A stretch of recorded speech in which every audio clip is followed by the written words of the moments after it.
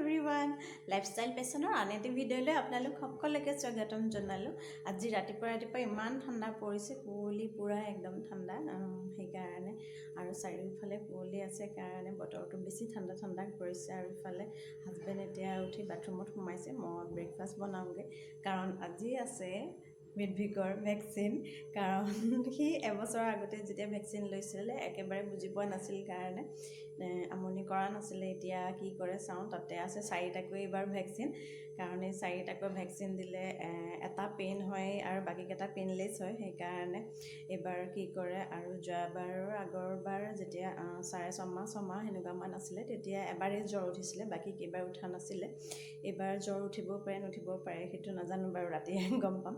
আৰু সি মিডভিক বহুত টান আছে, সেইকাৰণে ভেকচিন লওঁতে তেনেকৈ কান্দা কাটা নকৰে, অলপমান সময়ত ফেকুৰে ঠেন বাহিৰলৈ লৈ অহাৰ পাছতে তাৰপিছত কি কৰে, চুপ হৈ যায়। এইটো পিছত সিটো মানুহ বা বাহিৰৰ বস্তু দেখাই থাকিলে চুপ হৈ যায়। এইবাৰ কি কৰে, কাৰণ এইবাৰ বুজিব পৰা হৈছে দেখি মেলি থাকি, আৰু তাতে ভিটামিনো আছে, ভিটামিন খোৱাৰ পিছত সি মানে খুচ হৈ যায়। তাৰপিছত কি কৰে, ভাবে যে আৰু কিবা খুৱাব বা দিব। এইবাৰ কি কৰে চাওঁচোন।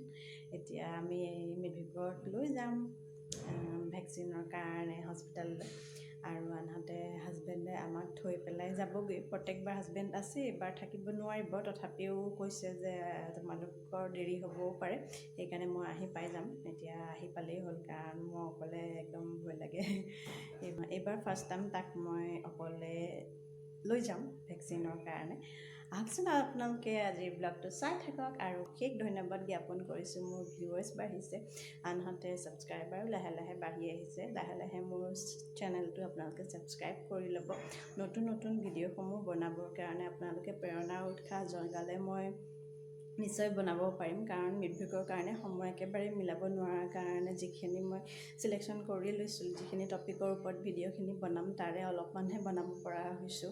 ক্ৰাফ্টৰ ভিডিঅ' বনাব পৰা নাই, ডান্সৰ ভিডিঅ' বনাব পৰা নাই। সেইকাৰণে সেইখিনি সময় উলিয়াব লাগিব, যিহেতু চেনেলটো ষ্টাৰ্ট কৰিছোঁৱে। সেইকাৰণে আপোনালোকে মোক আশীৰ্বাদ কৰিব, তেনেদৰে মই আগবাঢ়ি যাব পাৰোঁ। আনহাতে আজি চাই থাকক আজি ভিডিঅ'টো কেনেকুৱা লাগে।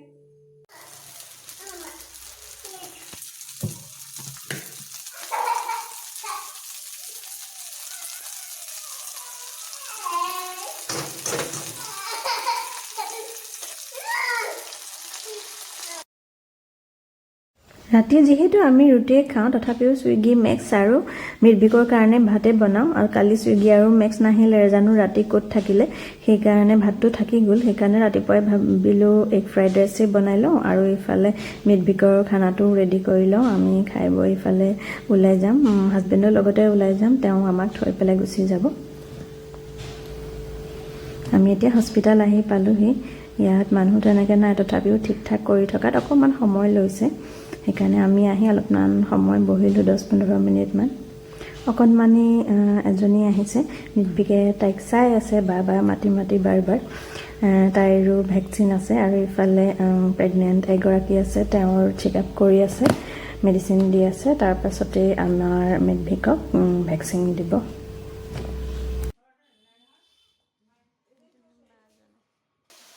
পৰীক্ষা বুলিয়েই হওক বা বিহু বুলিয়েই হওক, এইকেইদিন ব্যস্ত থকা হৈছে। সেইকাৰণে আপোনালোকৰ লগত ডাইৰেক্ট তেনেকৈ আহিবও পৰা নাই, কথা পাতিবও পৰা নাই। ইফালে বিহুৰ এতিয়া আলহী অলপ কমিছেই,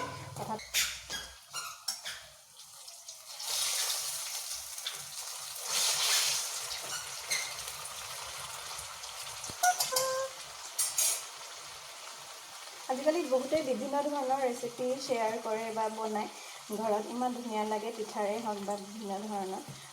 যিহেতু মিডভিক জন্ম হোৱাৰ পাছৰ পৰাই এতিয়া মই নাৰিকল কাটি আছোঁ, ইফালে মিডভিকে তলত চাই আছে, তাকো সৰু সৰু পিচ দিব লাগে, খাই আছে মাজে মাজে।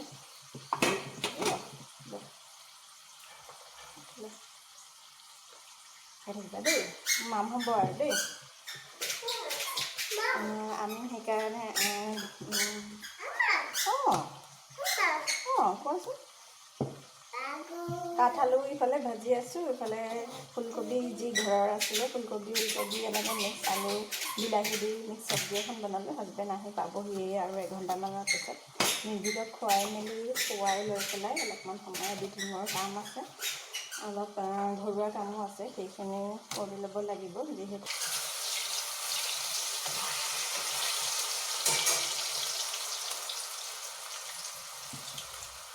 মই বিশেষকৈ পিঠা পনা বনোৱাত বেছি পাকৈত নহয়, কাৰণ পিঠা পনা যিখিনি নৰ্মেল ঘিলা পিঠাই হওক, তেল পিঠাই হওক, নাৰিকলৰ বিস্কুটটো তেনেদৰে, আনহাতে ঘৰুৱাকৈ অলপ নিমকি বনালোঁ ময়দাৰে। তাৰপিছত সেইখিনি বনাই মেলি অলপ ঠিক কৰি থৈছিলোঁ। নিমখীয়া পিঠা এটা বনালোঁ তেনেদৰে, কাৰণ বৰা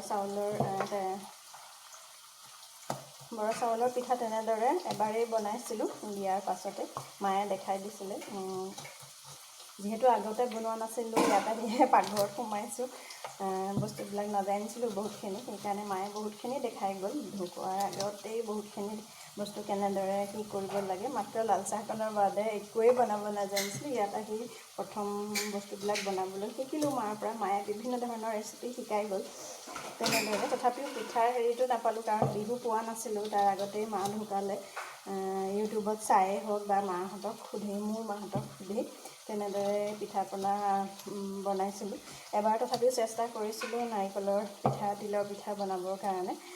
মিক্সিত মাৰিলোঁ, মিক্সিটো পিঠাগুড়ি খুন্দোতেই বাতিটো দুবাৰকৈ বেয়া হ'ল। তাৰপিছৰ পৰা দুবাৰ বনোৱাৰ পিছত দুইবাৰেই অসুবিধা হোৱাত তাৰপিছতে নহ'লগৈ। সেইকাৰণে তাৰপিছৰ পৰা পিঠা পনা মাত্ৰ নৰ্মেল যোনখিনি সেইখিনিয়ে বনাওঁ, আৰু তিল পিঠা তেনেদৰে বনোৱা নাই।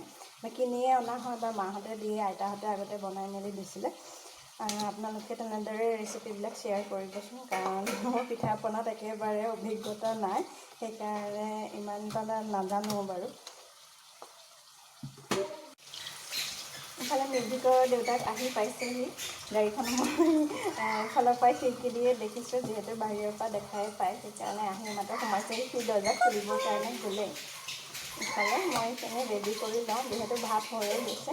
সেইকাৰণে আপোনালোকে ব্লগটো চাই থাকক আৰু মোৰ চেনেলটো ছাবস্ক্ৰাইব কৰি দিব, লাইক কমেণ্ট আৰু শ্বেয়াৰ কৰি দিব। সন্ধিয়া ইফালে আমি তিনিওজন খেলাত ব্যস্ত হৈ গ'লোঁ।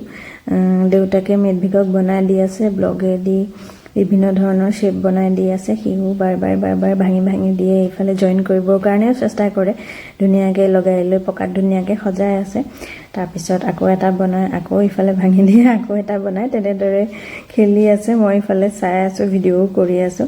এই সময়খিনি মাৰ বাপেক আৰু পুতেকৰ এই খেলাখিনি চাই খুবেই ভাল লাগে। কেতিয়াবা আকৌ বুকখন লৈ দেউতাকৰ ওচৰত বহেগৈ, দুয়োজনে পঢ়ে একেলগে, ৰাইমছবিলাক পঢ়ে, বিভিন্ন ধৰণৰ এক্টিভিটিবিলাক দেউতাকৰ লগতো কৰি থাকে, মোৰ লগতো কৰি থাকে। আমি সন্ধিয়াৰ সময়খিনি এনেদৰেই পাৰ কৰোঁ, যিহেতু মেডভিকৰ টাইম টেবুল ধুনীয়াকৈ মই ছেট কৰি দিছোঁৱেই। সেইমতে সি সন্ধিয়াৰ সময়খিনিয়ে হওক, দিনৰ সময়খিনিয়ে হওক, ধুনীয়াকৈ এনজয় কৰে খেলাৰ জৰিয়তে বা পঢ়াৰ জৰিয়তে। নতুন বস্তুবিলাক শিকিছে, শব্দবিলাক শিকিবলৈ লৈছে, লাহে লাহে সৰু সৰু বাক্য বনাবৰ কাৰণে লৈছে। এই সময়খিনি খুবেই ধুনীয়া, আৰু ইমান ধুনীয়াকৈ আমি এনজয় কৰি আছোঁ, দেউতাকে আৰু মই। কেতিয়াও পাহৰিব নোৱাৰিম, কাৰণ এই সময়খিনি কেতিয়াও তাৰ ঘূৰি নাহে। সি খুবেই এনজয় কৰে আৰু ইমান ফূৰ্তি কৰি থাকে, এনেকুৱা ফূৰ্তি কৰি থাকে। কেতিয়াবা দিনটো উকি কেইটামান মাৰিব, কেতিয়াবা জোৰছে। ইফালে ইয়া দেউতাকক এনকাৰেজ কৰি আছে যে বনাইছে ইমান ধুনীয়াকৈ, সিও যে বনাইছে, সিও সৰুকৈ জইন কৰে, আকৌ পকাত থয়। তেনেদৰে দুয়োজন খেলি আছে আৰু মই ইফালে চাই আছোঁ।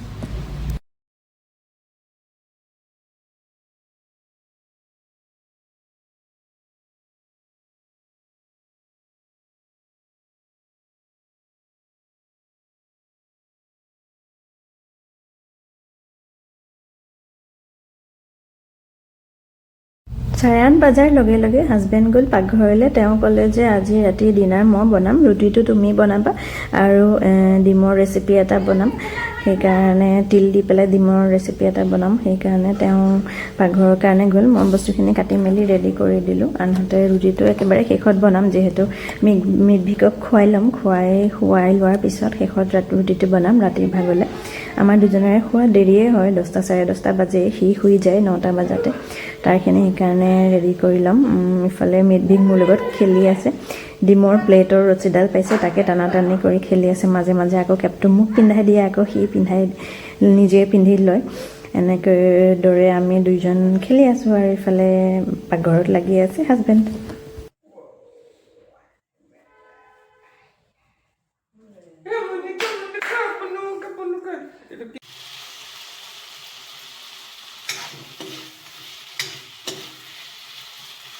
আৰু কি বনাই আছা চকু?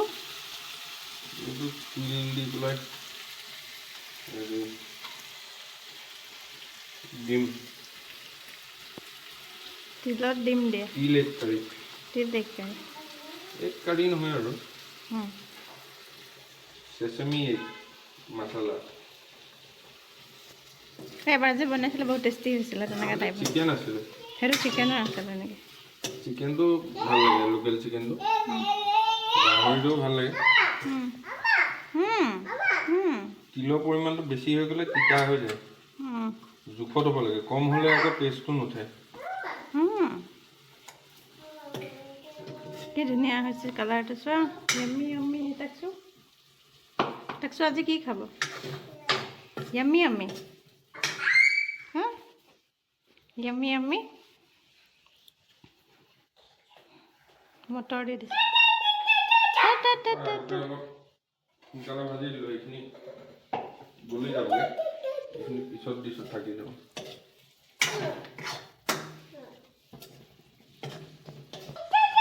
ডিমৰ প্লেটৰ পৰিবা ভৰিত ফাঁচিব। তাকছো